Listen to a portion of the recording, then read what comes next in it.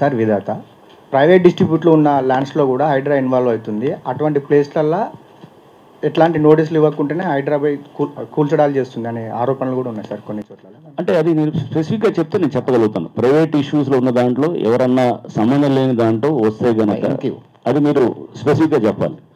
చెప్పి అట్లాంటిది ఎక్కడన్నా ఉండి ఇట్లాంటివి 2-3 నేను వచ్చినప్పుడు జైబేర్ ఎన్క్లేవ్ అనే ఏరియాలో ఇట్లా జరిగింది. జైబేరిలో ప్రైవేట్ ఎందుకైతే అది దాంట్లో క్లియర్గా అర్బన్ ల్యాండ్ సీలింగ్లో సర్ప్లస్ ల్యాండ్. అది అర్బన్ ల్యాండ్ సీలింగ్లో సర్ప్లస్ ల్యాండ్లో ఆల్రెడీ లేఅవుట్ అయిపోయింది. లేఅవుట్ 90s వేశారు. వేసిన తర్వాత దాంట్లో రెగ్యులరైజ్ చేశారు. పార్కులు దాంట్లో చూపించారు లేఅవుట్లో. అది దాని తర్వాత గిఫ్ట్ డీడ్ చేసి ఇచ్చారు.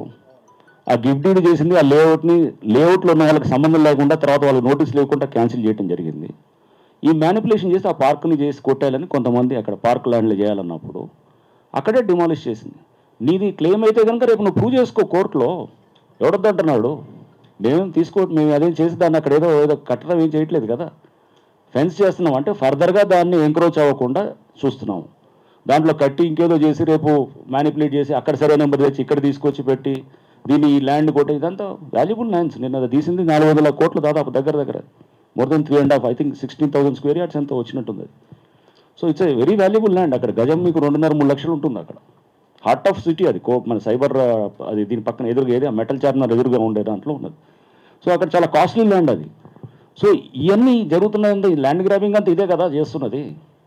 ఇంకా మనం సైలెంట్గా ఉందామా? ఎవడో వేరే సరే నెంబర్ తీసుకొచ్చి ఇక్కడ పెట్టి చేస్తే కనుక ఫస్ట్ సెక్యూర్ చేసి ఫెన్సింగ్ వేస్తాం. నీ రైట్ ఉంటే go and pro to the court, prove చేసుకో. మేము కూడా పార్టీ ఉంటాం దాంట్లో. రేపు మమ్మల్ని పార్టీ చేయండి. అక్కడ లోకల్ వాళ్ళందరూ కూడా ఇంప్లీట్ అందరూ వస్తారు.